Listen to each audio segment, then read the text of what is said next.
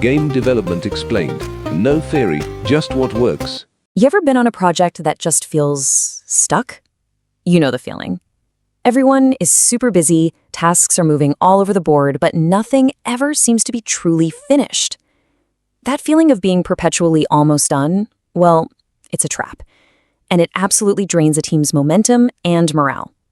So today, we're going to break down a really powerful framework for turning all that motion into real, verifiable progress. Let's get into it.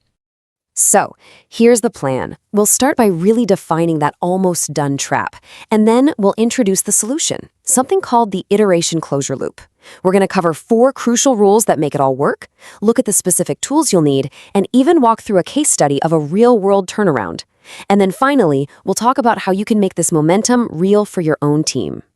All right, first up, let's diagnose the problem. We're calling it the almost done trap. It's that incredibly frustrating place where your project gets caught in this cycle of endless motion, but without any real tangible forward progress. So, does this sound at all familiar? You look at your project plan and, hey, it looks like everything is 80% complete. The task board is just buzzing with activity.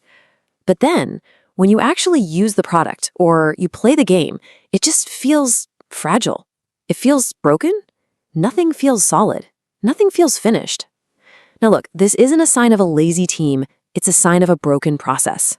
And that brings us to a really critical distinction, the huge difference between movement and progress. See, movement is easy. It's starting a bunch of new features, it's generating tasks. The big danger here is that it hides all the difficult, messy costs and things like integration and QA.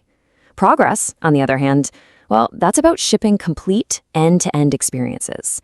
It's about creating results you can actually verify and forcing all that hidden work out into the open where you can finally deal with it. So the key to shifting from all that movement over to real progress is this one core concept, the playable slice. Just think of it as a thin, vertical piece of the final experience. It might be really small, but it has to contain everything needed to feel real. The code, the UI, the audio, the error handling, all of it. It's so valuable because it forces you to actually finish all those messy, hidden pieces. And that brings us to the solution. This next section introduces the iteration closure loop. This is the system for turning all that abstract work into tangible, playable proof that you can actually see and touch. Now, the loop itself is incredibly simple, but it is so powerful. You start with a clear goal, then you define a playable slice to achieve it. From there, you build it, you verify that it actually works in the build, and then you formally close the work. But the most crucial step is that last one. You decide what to do next based on that real, tangible results. But, for that machine to run smoothly, it needs some guardrails. And that brings us to our third section, the 4 rules for honest progress that keep this whole process on track.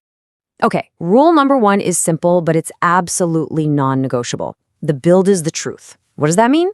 It means all conversations, all planning, all debates are based on what is actually working in the build right now, not what we think we remember and not what we hope will work tomorrow. This one rule grounds the entire team in reality. Rule number 2 is to prioritize the slice over the subsystem.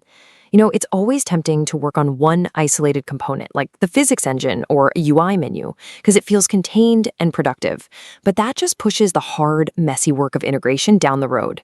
Prioritizing these vertical slices forces that integration to happen early, and it reveals all those hidden costs before they have a chance to pile up into a huge mess. Rule 3 is maybe the most crucial of all. Close the loop. Every single iteration cycle must end with a clear, explicit decision. Do we keep this feature as is? Do we adjust it? Do we cut it entirely? Or do we maybe defer it for later? Without this decision gate, work just lingers forever in that almost done state.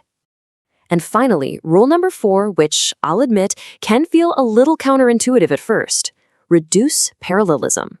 Having way too many things going on at once, a high level of work in progress, actually slows the whole team down because nothing ever gets fully finished. By focusing on less, the team actually completes more, which increases the overall speed. It's wild, but it works. Okay, so we've got the philosophy, we've got the rules. Now for section 4, the iteration toolkit. Let's look at the practical, concrete things that make this whole process repeatable and reliable. It really all starts with a rock-solid definition of done. And listen, this is not a feeling. It's a verifiable description of a player outcome. A good one has specific success criteria that you can actually test. It spells out how errors are handled, it covers integration points like saving and loading, and it even has performance expectations. It removes all the ambiguity from the word done. And to capture all of this, we use something called the iteration packet. Now don't worry, it can be a super simple one-page document that just formalizes the process. It's got the goal, that's the why, the slice definition, the what, an owner for accountability, the verifiable done criteria, that's the how, and a placeholder for that all-important decision gate at the end. This little packet protects the team from a world of hidden assumptions. And you can fit this whole thing into a really simple weekly rhythm. Start of the week, you choose just 1 or 2 slices and you write the packets. Midweek, you do a quick check against the done criteria. Now, this isn't a status meeting, it's a verification check. Then at the end of the week, the whole team reviews the build, you verify the slice is truly done, and you make that critical keep, cut, or adjust decision. So let's see what this looks like in the real world. Section 5 is a case study of a pretty amazing turnaround, how one team used this exact framework to escape the almost done trap and get to actually done. This quote just perfectly captures where they started. On paper, everything looked great. They had tons of features that were nearly finished, but in the actual build, the user experience was unstable and it was constantly breaking. So they had a ton of movement, but almost no real progress. So they shifted gears. They picked one single playable slice, a complete encounter path from start to finish. And their done criteria went way beyond just the logic works. It included everything. The player can complete the path with no blockers, the UI shows the correct states for success and failure, the reward is applied and it persists through a save and load, and it runs within the performance budget. This is what a verifiable definition of done really looks like. And here's their problem visually. Before they made the switch, 90% of the team's effort was tied up in work in progress, with only 10% representing actual, closed, finished features. This is the almost done trap in chart form. And the result after just 3 weeks was, well, it was dramatic. The numbers completely flipped. Work in progress dropped to just 20%, while true closure, actually finished work, shot up to 80%. The build became stable, decisions got way faster, and the team started to trust their own schedule again, because they could see real, undeniable progress every single week. Which brings us to our final section, making your momentum real. This is all about taking these ideas and actually putting them into practice while, avoiding the common ways people trip up.